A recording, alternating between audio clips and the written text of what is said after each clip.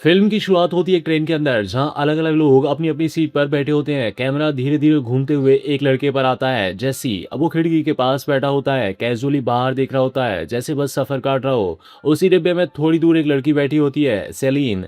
वो एक किताब पढ़ रही है, शांत, अपने में खोई हुई। दोनों एक दूसरे को नोटिस तो करते हैं लेकिन शुरुआत में कोई बात नहीं होती। तभी अचानक एक कपल जोर जोर से झगड़ने लगता है। उनका फाइट इतना लाउड होता है कि आसपास के लोग अनकंफर्टेबल होने लगते हैं। सेलिन क्लियरली परेशान हो जाती है और उसी वजह से वो अपनी सीट बदलकर जेसी के पास आकर बैठ जाती है। यहीं से उनकी पहली ऑकवर्ड इंटरेक्शन शुरू होती है। शुरुआत में दोनों थोड़ा हेजिटेट करते हैं लेकिन जैसी बात शुरू करता है धीरे धीरे कन्वर्सेशन फ्लो पकड़ लेती है। दोनों स्ट्रेंजर्स हैं लेकिन उनकी बातों में एक अजीब सा ईज आने लगती है, जैसे वो एक दूसरे को समझने की कोशिश कर रहे हो। जैसी थोड़ा फनी और स्पॉन्टेनियस है जबकि सेलिन थोड़ा थॉटफुल और ऑब्जर्वेंट। दोनों के प्रोस्पेक्टिव अलग हैं लेकिन यही चीज उनकी बातचीत को इंटरेस्टिंग बनाती है। ट्रेन वियना की तरफ जा रही होती है और जैसी को वहां उतरना होता है। वो बताता है कि उसके पास ज्यादा पैसे नहीं है, वो बस टाइम पास कर रहा है जब तक उसकी फ्लाइट अगले दिन की नहीं हो जाती। यहीं जैसी एक अचानक आइडिया देता है। वो सेलिन से कहता है कि वो वियना में उसके साथ उतर जाए, पूरी रात उसके साथ घूमे, बातें करे और अगली सुबह अपने रास्ते निकल जाए। वो उसे एक एक्सपीरियंस की तरह एक्सप्लेन करता है, कुछ ऐसा जो बाद में याद रख सके। सेलिन पहले हंसती है, उसे आइडिया थोड़ा क्रेजी लगता है लेकिन जैसी जिस तरीके से उसे कन्विंस करता है, कैजुअल, हॉनेस्ट और बिना किसी प्रेशर के, वो उसे सोचने पर मजबूर कर देता है। कुछ पल की चुप्पी के बाद सेलिन डिसाइड करती है वो वियना में जेसी के साथ उतर जाती है। यहीं से उनकी असली जर्नी शुरू होती है। दोनों ट्रेन से उतरते हैं और शहर की सड़कों पर चलना शुरू करते हैं। शुरुआत में माहौल थोड़ा ऑकवर्ड है, दो अजनबी एक नए शहर में बिना किसी प्लान के, लेकिन धीरे धीरे बातचीत फिर से फ्लो में आ जाती है। वो रैंडम चीजों पर बात करते हैं, लाइफ, रिलेशनशिप, फैमिली, एक्सपेक्टेशंस, और टॉपिक नेचुरली शिफ्ट होता रहता है। और उनके बीच कोई फॉर्मल बाउंड्री नहीं है, जो दिमाग में आता है वो बोल देते हैं। एक पॉइंट पर वो एक रिकॉर्ड स्टोर में जाते हैं, वहां एक लिस्टिंग बूथ में दोनों खड़े होते हैं। एक गाना चल रहा होता है और दोनों चुपचाप खड़े हैं, कोई बात नहीं हो रही लेकिन साइलेंस ऑकवर्ड नहीं है। दोनों एक दूसरे की तरफ देख भी नहीं रहे लेकिन महसूस कर रहे हैं कि कुछ कनेक्ट हो रहा है। ये छोटा सा मोमेंट बहुत सिंपल है लेकिन यहीं से उनकी केमिस्ट्री बननी शुरू होती है। फिर वो शहर में आगे बढ़ते हैं, सड़कें, ट्रॉम, छोटी छोटी जगह, हर जगह वो बस बातें कर रहे हैं, कोई हरी नहीं, कोई डेस्टिनेशन नहीं है।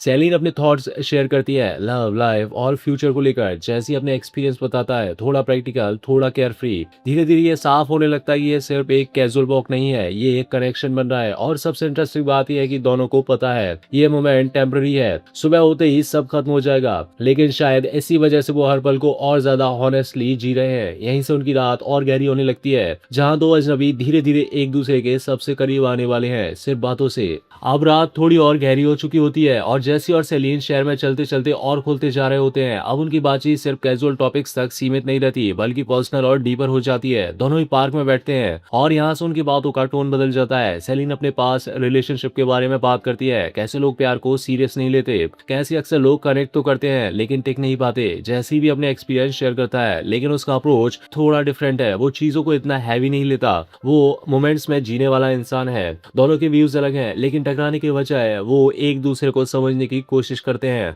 फिर वो चलते चलते एक स्ट्रीट पोइट के पास पहुंचते हैं। वो पोइट रैंडमली उनके लिए एक छोटी सी कविता बना देता है उनकी वाइफ को देखकर। ये मोमेंट थोड़ा अनयूजुअल है लेकिन दोनों उसे एंजॉय करते हैं। उन्हें महसूस होने लगता है कि ये रात सिर्फ नॉर्मल नहीं है, कुछ अलग है। आगे बढ़ते हुए वो एक कैफे में बैठते हैं। यहाँ जैसी एक इंटरेस्टिंग आइडिया देता है, वो प्रिटेंड करते हैं कि वो किसी और से फोन पर बात कर रहे हैं लेकिन असल में वो एक दूसरे से इनडायरेक्टली अपने फीलिंग शेयर कर रहे होते हैं। ये मोमेंट बहुत खास होता है। सीधे बोलने के बजाय वो इमेजनरी कन्वर्सेशन के जरिए वो बातें कह देते हैं जो शायद नॉर्मली कहने में ऑकवर्ड होती। दोनों के बीच एक ऑनेस्टी आ जाती है बिना किसी प्रेशर के।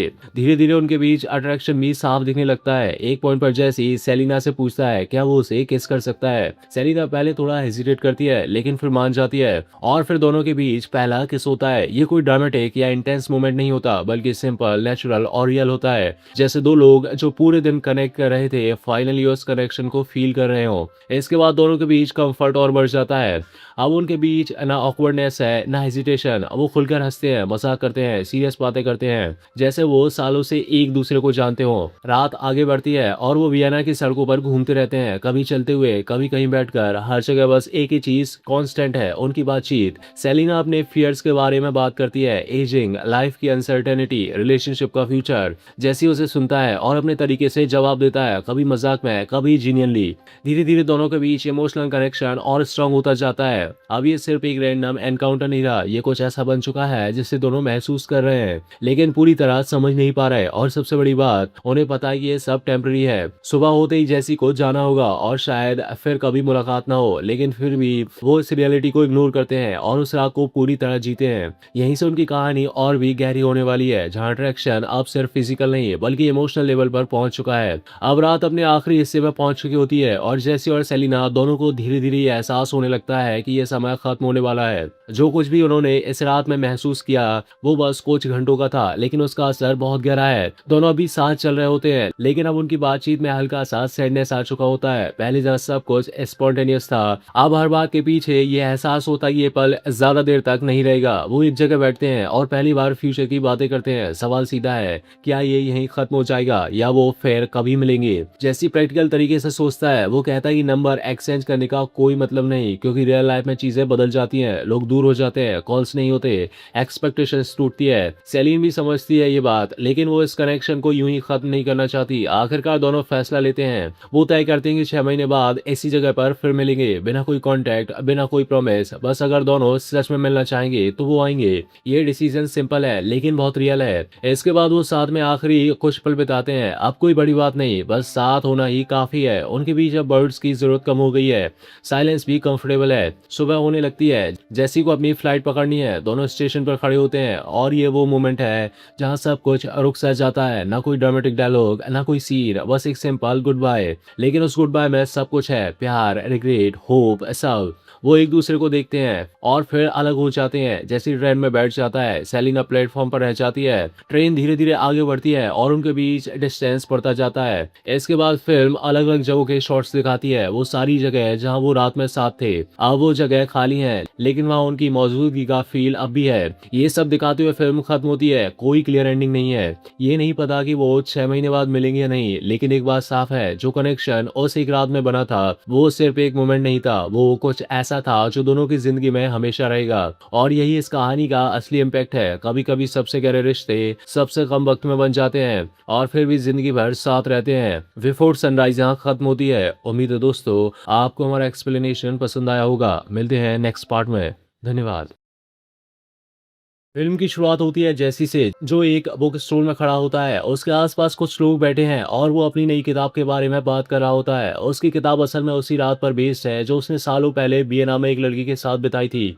वो कामली बोल रहा होता है, लेकिन उसकी बातों में एक पर्सनल टच साफ महसूस होता है, जैसे वो सिर्फ स्टोरी नहीं सुन रहा बल्कि कुछ याद कर रहा है। तभी भीड़ के बीच एक चेहरा दिखाई देता है, सेलिन। वो चुपचाप पीछे खड़ी उसे सुन रही होती है। जैसे जैसे ही उसे नोटिस करता है, वो कुछ पल के लिए रुक जाता है, जैसे उसे यकीन ही नहीं हो रहा कि वो सच में उसके सामने है। सेलिन हल्का सा मुस्कुराती है और उसी पल दोनों के बीच 9 साल की दूरी जैसे एक सेकंड में खत्म हो जाती है। इवेंट खत्म होने के बाद दोनों बाहर निकलते हैं। शुरुआत में माहौल थोड़ा ऑकवर्ड है, दोनों हंसते हैं, कैजुअल बातें करते हैं, लेकिन अंदर से दोनों समझ रहे हैं कि ये मोमेंट कितना बड़ा है। वो दोनों इस बात को अवॉइड करने की कोशिश करते हैं कि उन्होंने उस रात के बाद कांटेक्ट क्यों नहीं रखा। धीरे धीरे बातचीत फ्लो पकड़ लेती है। जैसी बताता है कि वो मैरिड है और उसका एक बच्चा भी है। सेलिन ये सुनकर नॉर्मल रिएक्ट करने की कोशिश करती है, लेकिन उसके अंदर कहीं ना कहीं हल्का सा डिसअपॉइंटमेंट साफ दिखाई देता है। वो दोनों पेरिस की सड़कों पर चलना शुरू करते हैं। अब फिल्म प्रैक्टिकली रियल टाइम में चलती है। दो लोग, एक शहर और उनकी बातचीत। वो पुराने टॉपिक्स को छूते हैं, उस रात के बारे में, उस डिसीजंस के बारे में कि वो 6 महीने बाद मिलेंगे और फिर क्या हुआ।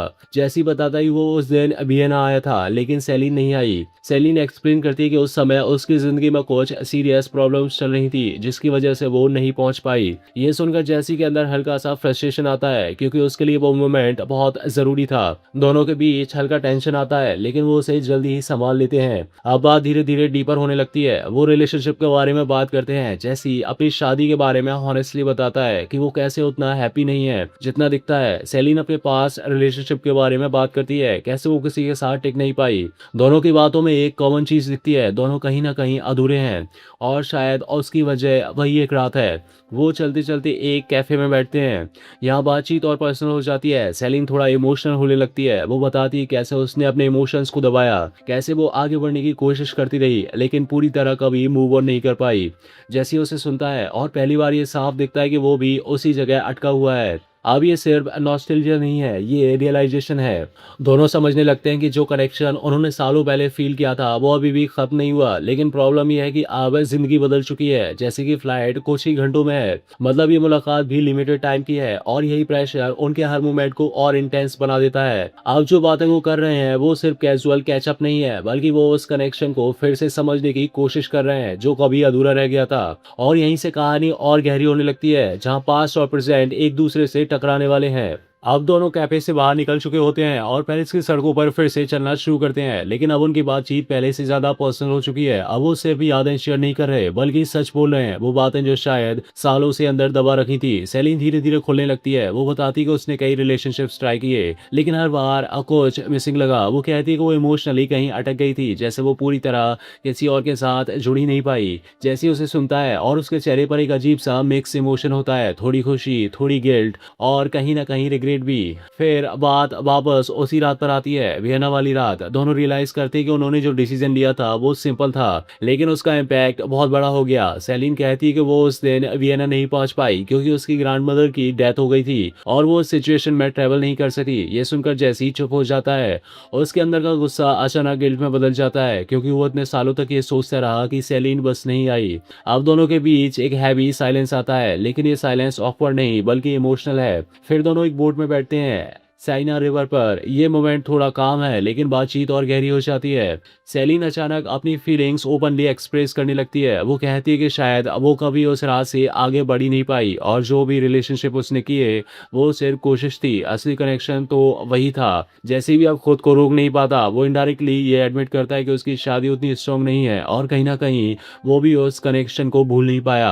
अब दोनों के बीच अट्रैक्शन फिर से सरफेस पर आने लगता है, लेकिन इस बार सिचुएशन कॉम्प्लिकेटेड है। जैसी मैरिड है, मतलब ये सिर्फ दो लोगों की स्टोरी नहीं है, इसमें कॉन्सिक्वेंस भी हैं। फिर भी दोनों खुद को रोक नहीं पा रहे। बोट राइड खत्म होती है और वो फिर से सड़क पर चलते हैं। अब समय कम बचा है, जैसे कि फ्लाइट का टाइम पास आ रहा है। हर मिनट अब जरूरी लगने लगता है। वो चलते चलते एक टैक्सी में बैठते हैं। टैक्सी के अंदर बातचीत और इंटेंस हो जाती है। सेलिन थोड़ी इमोशनल हो जाती है, वो ऑलमोस्ट रोने लगती है क्योंकि उसे समझ आ रहा है कि ये मोमेंट भी खत्म होने वाला है। जैसे उसे शांत करता है लेकिन खुद भी उतना ही अफेक्टेड है। अब दोनों के बीच कोई फिल्टर नहीं बचा। सेलिन साहब बोलती है वो खुश नहीं है, वो अकेली महसूस करती है और उसे लगता है कि उसने अपनी जिंदगी में कुछ खो दिया है। जैसे उसे देखता है और अब वो भी सच से भाग नहीं रहा। टैक्सी उन्हें सेलिन के अपार्टमेंट तक छोड़ती है। अब उनके पास बहुत कम टाइम बचा है। जैसी को एयरपोर्ट जाना है लेकिन वो अभी जाना नहीं चाहता। वो सेलिन के साथ उसके घर तक चला जाता है और यहीं से कहानी अपने सबसे क्रूशियल पॉइंट पर पहुंचती है, जहां अब डिसीजन लेना है। क्या ये फिर एक अधूरी कहानी बनेगी या इस बार कुछ बदलेगा?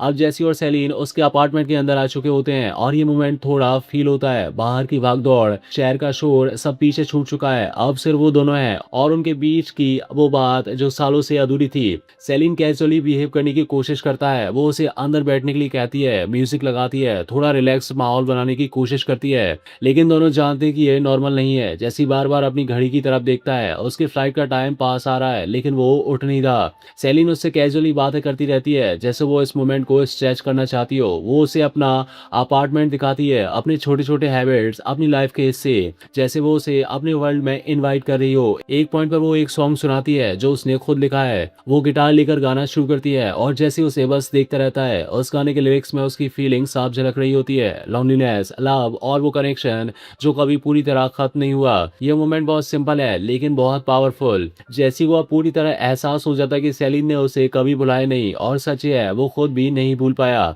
गाना खत्म होता है और कमरे में कुछ पल के लिए सन्नाटा छा जाता है। अब दोनों के बीच कुछ कहने की जरूरत नहीं बची। सेलिन हल्के से मुस्कुराती है और कैजुअली कहती है, baby you are gonna miss that plane. ये लाइन सिंपल है लेकिन इसके पीछे बहुत कुछ छुपा है। जैसे उसे देखता है और इस बार वो कोई जवाब नहीं देता, वो बस मुस्कुराता है और यही सब क्लियर हो जाता है। वो फ्लाइट मिस करने वाला है, मतलब इस बार वो जा नहीं रहा। इस बार वो वही गलती रिपीट नहीं करेगा। फिल्म यही खत्म होती है, कोई ड्रामेटिक कन्फेशन नहीं, कोई बड़ा एंडिंग नहीं, बस एक डिसीजन। लेकिन ये डिसीजन बहुत बड़ा है। इस बार वो मोमेंट को जाने नहीं दे रहा और शायद पहली बार उनकी कहानी अधूरी नहीं रहने वाली। बिफोर सनसेट यहाँ खत्म होती है। उम्मीद है दोस्तों आपको हमारा एक्सप्लेनेशन क्वेश्चन पसंद आया होगा। धन्यवाद।